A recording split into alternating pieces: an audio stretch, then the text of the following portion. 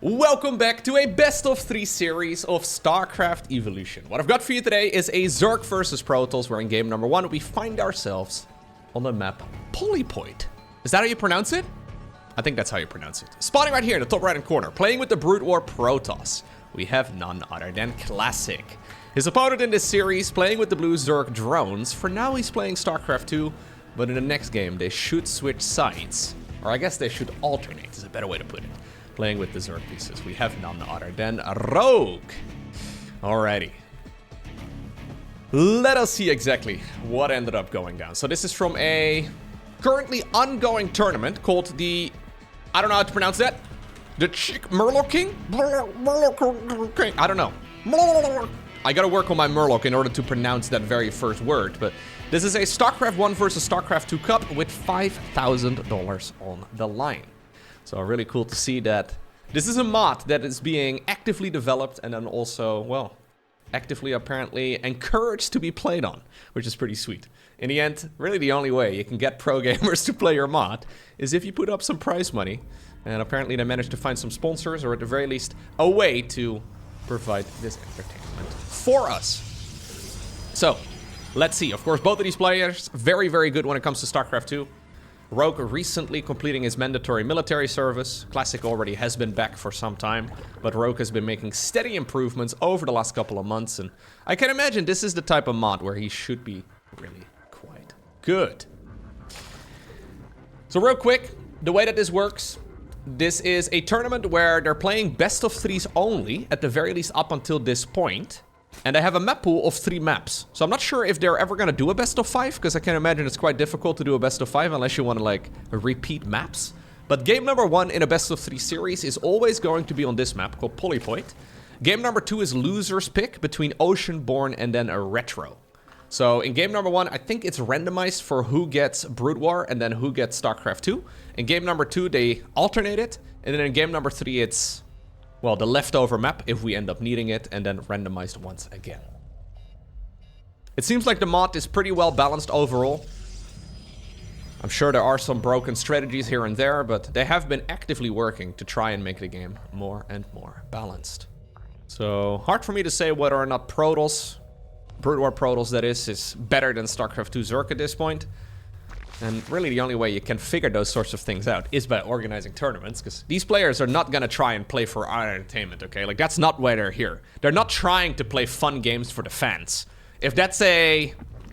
yeah, if that's just a nice addition, sure. But they are just trying to win. And especially somebody like Rogue. Rogue has never really played for the fans. I remember once upon a time he was considered to be the very best late-game Zerg player in the world. Nobody really wanted to play his late game. But that was also a patch where the Nidus Worm was a little bit too strong. And there have been a couple of tournaments where all Rogue did was Nidus cheese. Even though his late game was ridiculous, he would just Nidus rush every single game. Rogue is not here for the fans, he's here to win. So let's see what he can do. It's gonna be a Reaver opener for Classic. You love to see it. Reavers are basically the StarCraft 1 equivalent, I guess, of Disruptors. Although they're very different. They have a little bit of RNG as well with where their Scarabs go. Sometimes the Scarabs can kill everything and sometimes they kill nothing. But usually this is accompanied with a Prism. Yeah, so you go for a Reaver over here. Then you go Gravitic Drive, which is the speed upgrade for the Prism. And then, well, War Prism in the Robo facility after that very first unit. So let's see. What can we do? Roachwarn coming up here for Rogue. The creep is kind of throwing me off a little bit. The creep really looks like Brood War creep, but then there's creep tumors and queens and a Roachwarn and everything. I love the way that the visual... I think that's a map-specific thing, actually, on Polypoid. Yeah, the visual of the creep is really, really nice. Not a whole lot I don't think he can do right now with those Zerglings, as we do, by the way, have that shield battery over here. The little tripod shield battery. A new model for that one. Pretty neat. New model as well for the Dragoons. Also pretty neat. Everything just getting slight adjustments and slight bits of polish here and there. Now the expansion is far away. Yeah, Classic wants to build a 3rd base. He has decided not to go for the one that's closer by. I guess it's quite exposed, difficult to get much done. The shuttle will be providing that high ground vision, but it's also distracting that army, so the Zerglings have gone around the right side of the map. And Rogue may very well be able to get the council on this base. Yep, that's 100 minerals and a bunch of time down the drain. I think that's worth sacrificing an Overlord for. Ooh, Spire coming up right now for Rogue. Okay. It's going into an evolution chamber as well. So we don't see a lot of Spire play in StarCraft 2 right now. Muta play is in general not super popular, but I guess it makes sense if, well, the opponent is trying to shoot a bunch of Scarabs at you, right? With those Reavers. Nice little bit of zoning here by Rogue. He knows he needs to buy time. Although, I think he can still scoot around the bottom. Yep. So let's see. How much damage can this bad boy do? There he is. Alright, 5 kills, not bad. Nice little lag spike as well. Tiny little lag spike. Okay. Nice animations here. I think ultimately, though, the mutas might not even be a necessity. Oh my god. Alright, well, the Reaver is gonna go down. The shuttle is still alive, but it looks to me like it's accepted its death. Yeah, don't know why. Could have at the very least tried to sneak it away, but I think Classic just sort of assumed that it would die. Did he see the Spire, by the way? Yeah, he did just barely see that, although that is one of those... If you don't click on it, it's quite difficult to tell whether or not it's a Spore Crawler or, well, a Spire. Either way, we will be seeing mutas. And this will probably be mass muta as well. Considering the fact that he's going into the +1 flyer attacks. In the meantime, on the other side, Templar Archive's coming up. Sonic Storm is amazing, both visually as well as damage-wise. The damage output is significant. Dark Templar are also building now. Obviously in Brood War there's no warp gates. So you gotta be producing your army. Oh my god, look at this guy. Guys, wait for me! Poor dude. Yeah, just go home, man. This life of walking is not for you. All that technology, right? All that Protoss technology, and for some reason, they decide to make that unit a literal snail. I like the new pylon skin. The new pylon skin is neat. Yeah, everything looks more Brood War-y, I guess. If I'm not mistaken, a lot of these are fan-made skins for the game. Some of the models are available from the campaign, and I guess some of them were made for like the Mass Recall mod as well. I heard that maybe they've been working together with that group of developers. I'm not exactly sure all the details, but anyways, slowly but surely, the StarCraft 1 units don't just have the StarCraft 1 units as stats, but also the actual visuals, which is pretty sick. Dragoons are a necessity, though, to try and get those mutas to go away. Keep in mind, though, that these are not StarCraft 1 mutas. StarCraft 1 mutas tend to be a little bit more scary.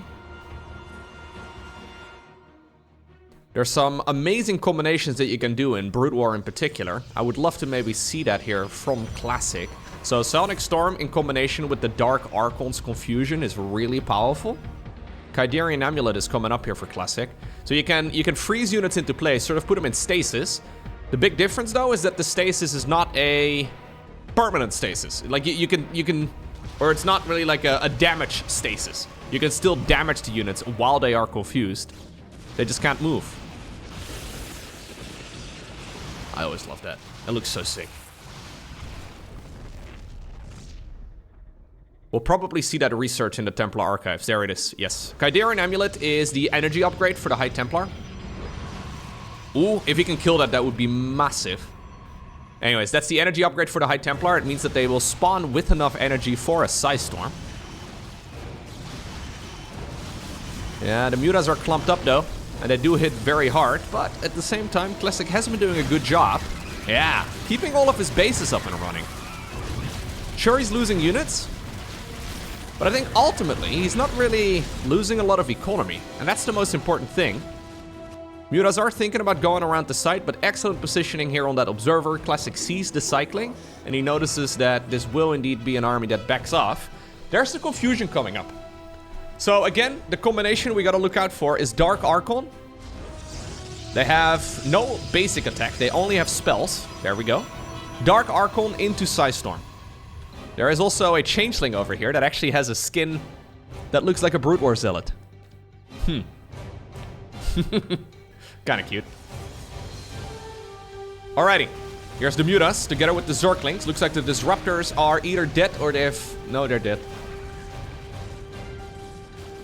Probes did run away. Yeah, and Rogue is just being so annoying here with this army. You can tell here that Classic has built a pretty nice base, but the Sim City is working against him right now. Zergling run by over here, reinforcing Mutas are showing up.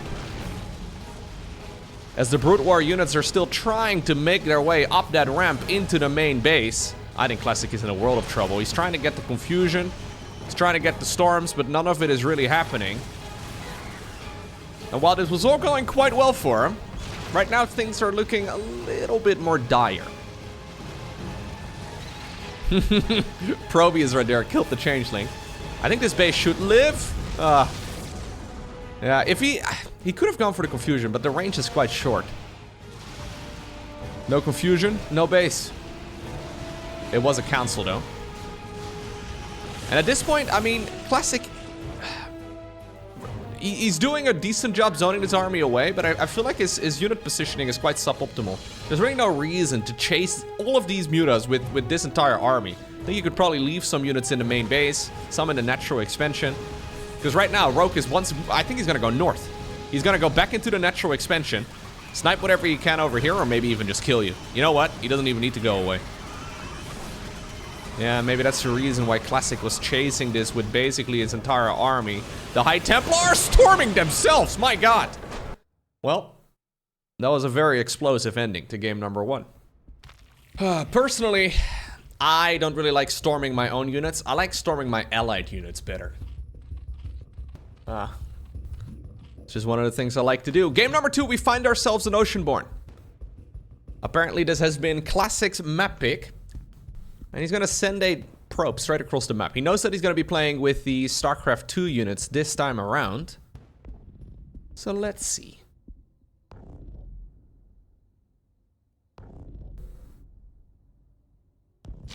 Brood War Psystorm hits really hard, by the way. Even harder than StarCraft 2. Yeah. They have changed some of the damage values of some of the units in this game mode. Because obviously the StarCraft 2 units just work very differently. But the general goal is just to make it feel as much like Brood War as possible. Which is a reasonable way to do it. If you just copy the one-to-one numbers and values of every single race, it just doesn't really make for a good game. So they've been making some adjustments here and there. Rogue, by the way, going for a gas pool build. So a delayed expansion.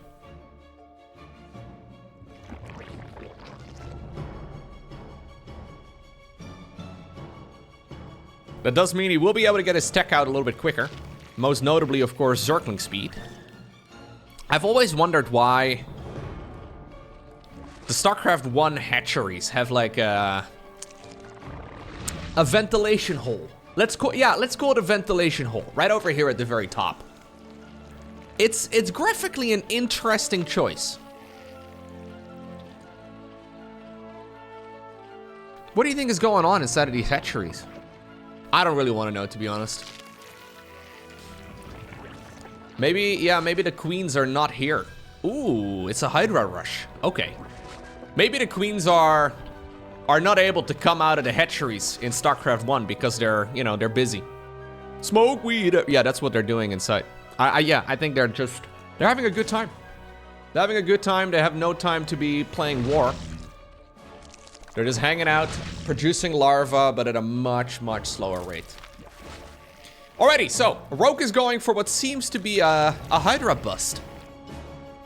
Popular strategy in this game mode. I have played quite a few games myself, and it's difficult for Protoss to hold in general. There's also like a lurker variation that deals a lot of damage, but this is one where if Protoss is not prepared and they over-probe, The game can be very difficult. So it's a Stargate opener. If Classic decides to go straight into an Oracle like you would always do in StarCraft 2, I think this would be a really difficult game for him to win. Maybe I'm mistaken. I haven't seen enough games to really draw a proper conclusion. Yep, it is straight Oracle. Oracles are obviously good and they deal a lot of damage, but Hydras are essentially glass cannons. If there's enough Hydras, they can shoot that unit out of the sky real rapidly. And that's like 50% of the firepower at this point in the game for Classic. So Classic is, well, almost already doubling his opponent's economy at this point. So even if he loses basically this entire expansion worth, it's still manageable for him. Rogue is very much so all in. I wonder if you should even cancel this hedge. I guess the larva production is important, but... Anyways, here go the Hydras. If he can kill the Warp Gate research, that would be massive. Nice little bit of micro. One of the Hydras is stuck in the front and the... Okay. No, I think the probes themselves are actually really good here. Oh, yeah, he's good. The probes themselves are just... Alright. The probes themselves are cleaning up a lot of this. I wonder if Rogue should have saved up just a couple more units. You don't really want to have to run and lose so many shots, because every time you run and micro these Hydras back, like, it's obviously good to keep them alive. But at the same time, you also lose a lot of damage, because when they're walking, they're not shooting.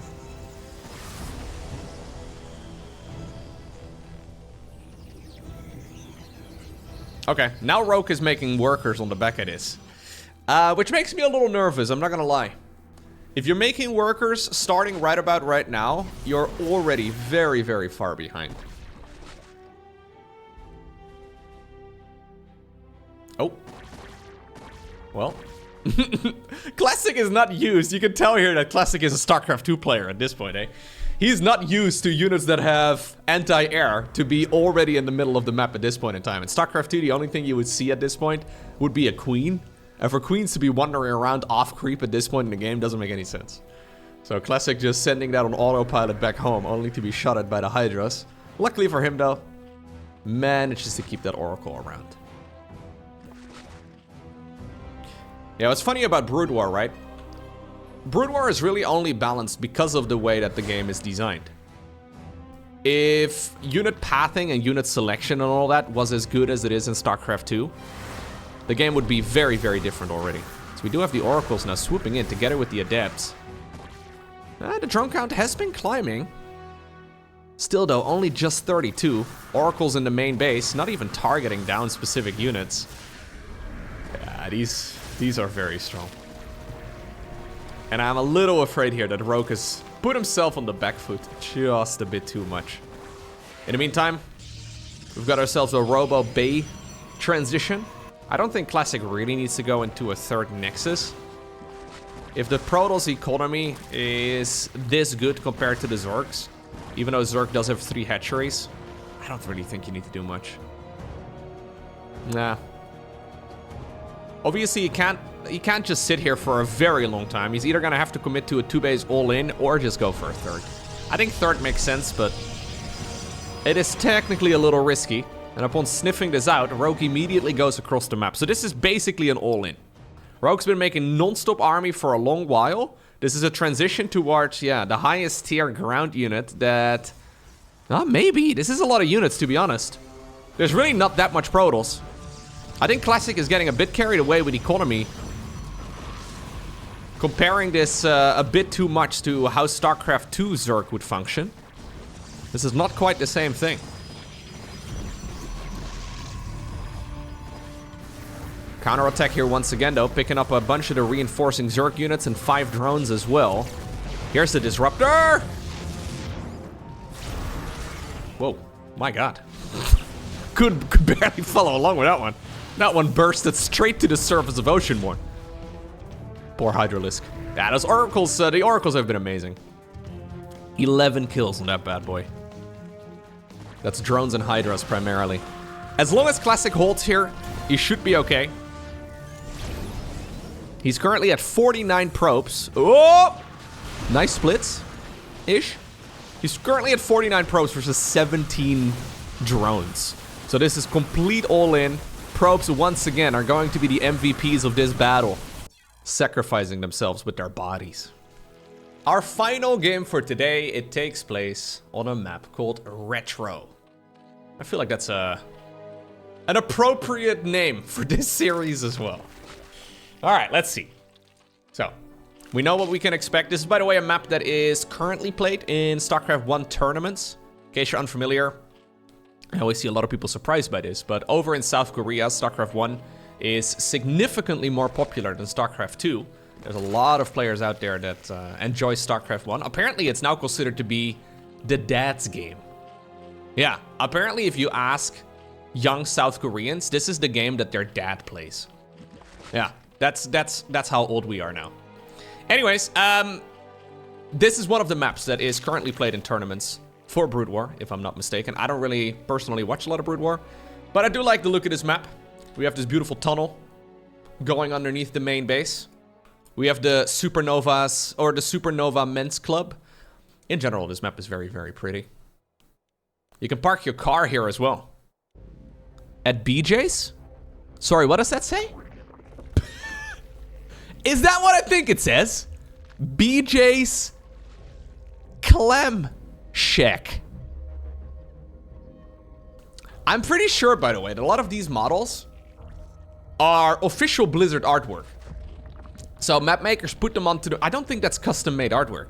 I'm pretty sure that's just one of the things that the Blizzard folk made, and it's probably used at some point in a campaign, but, you know, off angle so you can't actually see and read it. Anyways, let's see. What are we gonna go for here? So same matchup as we just had on Oceanborn, but obviously another map. Brood War maps have more minerals in them, or the bases are all at a flat amount of resources, meaning that you don't run out of resources by like minute 10. It's a good thing too, because these expansions are, generally speaking, harder to take. It's a 4-player map, meaning that at this point, Classic knows where his opponent is spawned, because he decided to go for a probe scout. But you can see here that Rogue is not 100% sold on it just yet, although he can sort of judge it by the angle of the scouting worker.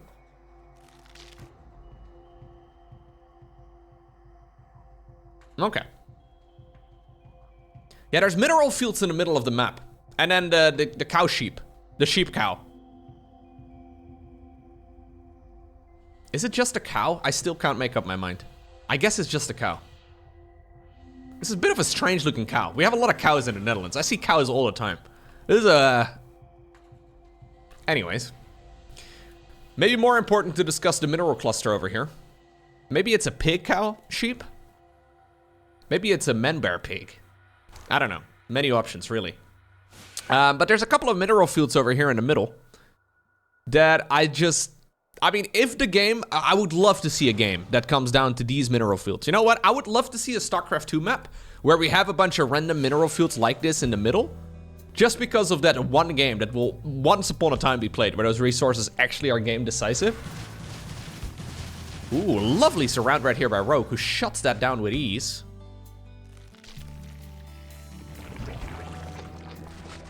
A lot of gas is coming up again. Laris, okay. This might actually just be a straight lurker rush. So the lurker aspect requires a lair and a whole lot of gas. I think Rogue may have just mistimed his gases a little bit. Oh no, it's a spire. Okay. So why? Oh, okay. It's just a Hydra then to be safe.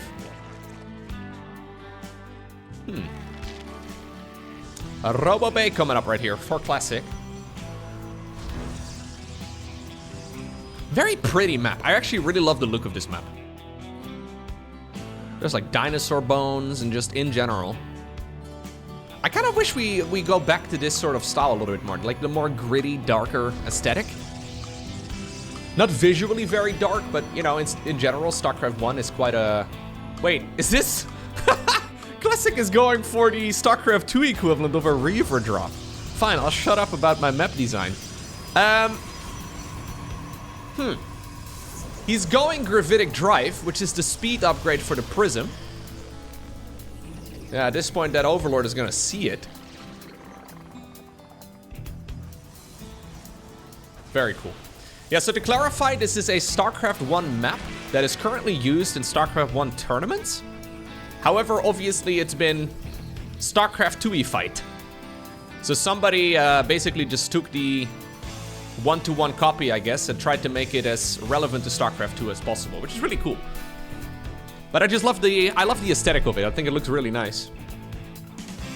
Also, just like these like whatever they are, like these stripes on the map, and just it looks a lot more like a Terran, you know, city or something, right? Like a human settlement where once upon a time people used to live in these apartment buildings underground. I don't know. A little bit of grimdark. Anyways, problem is, yeah, this disruptor drop opener, it's being met by a bunch of mutalisks, as Cyril likes to call them. I guess gravitic drive turns out to be a lifesaver in the end. That prism speed upgrade really does make the game a little bit more manageable. How about the mutas though? Look at these guys. Why do they look so skinny? They look funny to me. Oh my god. I've never looked at a muta like that. Hold up, I need to pause. Are those the eyeballs? What am I looking at? So that's the mouth. It's shooting out of its right. Yeah, I think we all understand that. This is an incredibly cool looking model, but I'm trying to figure out where the face is. Maybe the face is over here and these are like... You know, in general, assuming gravity on this planet is even remotely similar to Earth, you would need much larger wings than this, right? Unless the mutas are mostly hollow inside. Just like my feelings. I don't know. I've got many questions. Anyways, double Stargate transition right here for Classic.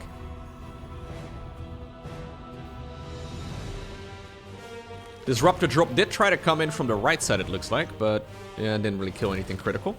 And that's a dangerous play by Classic, because he knows there are multiple groups of mutas out on the map at this point. Hey, look, there's another BJ's right over here, right next to Rob's guns.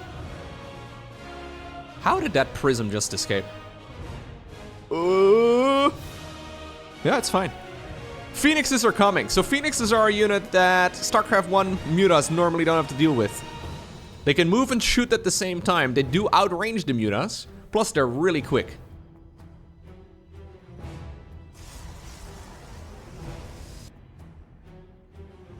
+1 air coming up here, or sorry, +1 missile coming up here for Rogue, who just finished his flyer upgrades. He's made 15 mutas, and he has managed to kill the opponent's third. He has forced this transition. But how useful are these mutas going to be moving forward? Well, he doesn't believe they're going to be that great. 19 Hydras on the production tab right now. Hydras are obviously real strong against these Phoenixes. So the more Phoenixes can be forced out, the better this will likely be here for Rogue, who's just going full Hydra right now. Alright, so this is basically Muta Ling. Oh, Disruptor drop coming in.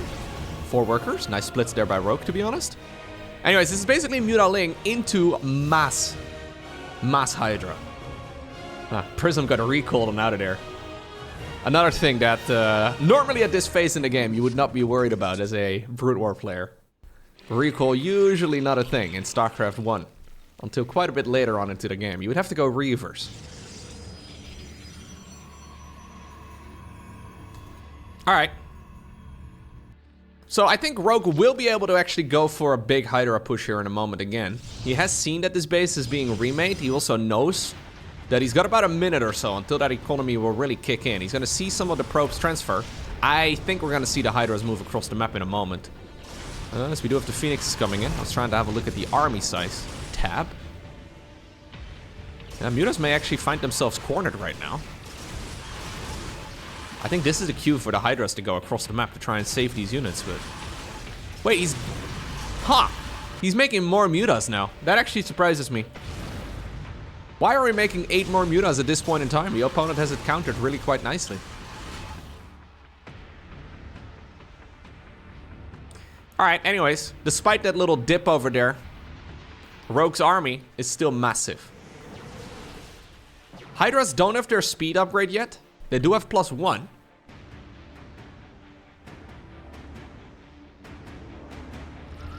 Here's the disruptors. Maru who? Says Rogue. Okay, maybe not. He didn't split perfectly. That was an attempt at splitting, though. He just needs Stimpak on his Hydras. Okay, we're fighting into the choke point. Mutas are trying to kill the disruptors. That's why the Mutas are made. He's right-clicking the Mutas onto the disruptors. One of them remains, but my god, this Hydra army is just looking massive.